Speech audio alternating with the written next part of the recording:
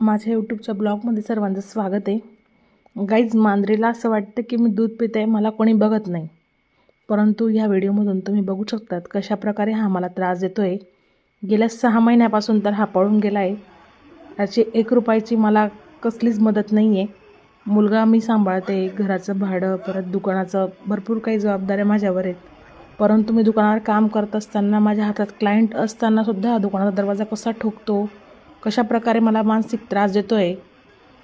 मी वेळोवेळी शहर पोलीस स्टेशनलासुद्धा मी गेलेली आहे, तिथेसुद्धा मी याच्यावरती एनसी दाखल केलेली आहे।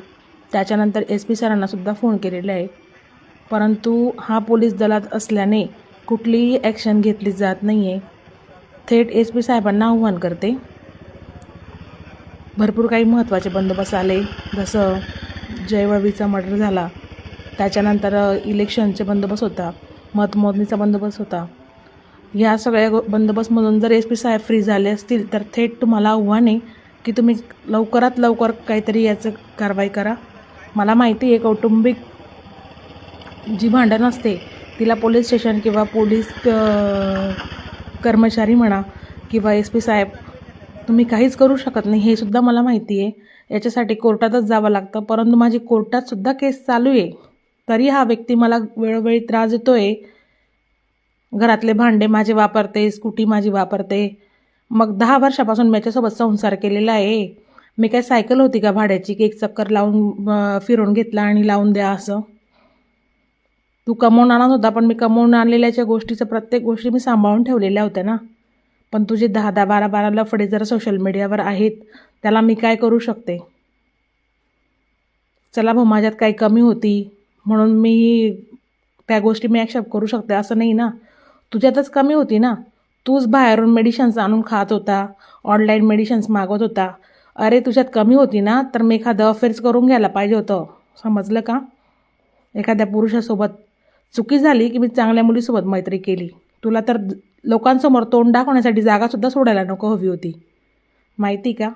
आण ना तू माझे एकतरी लफडं आणून दाखव ना। म्हणून SP साहेबांना विनंती आहे की लवकरात लवकर तुम्ही याच्यावर ॲक्शन घ्या। पोलीस स्टेशनला 4-4 जाते, पुन्हा पुन्हा मी पोलिसाची बायको आहे, लोक वाईट नजरेने बघताय, नाहीतर माझं सर्वस्व जबाबदारी पोलीस डिपार्टमेंट राहील, कारण की कोणी ॲक्शन घेत नाही आहे। प्रत्येक वेळा मी डायल 112सुद्धा केलेला आहे, परंतु कोणीच त्याची दखल घेतलेली नाही आतापर्यंत।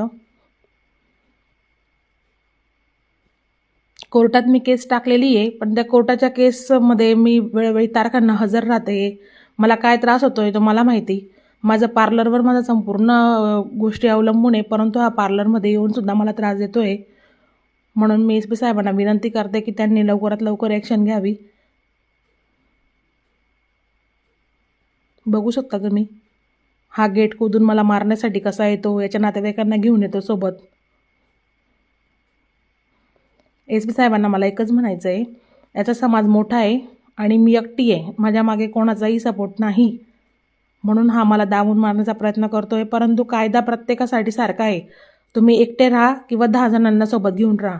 म्हणून मी कायद्याच्या भरोशावर आहे आणि मी कोर्टात केस टाकली न्यायासाठी, परंतु हा कोर्टाचे कुठलेही सुनावणी झालेली नाही।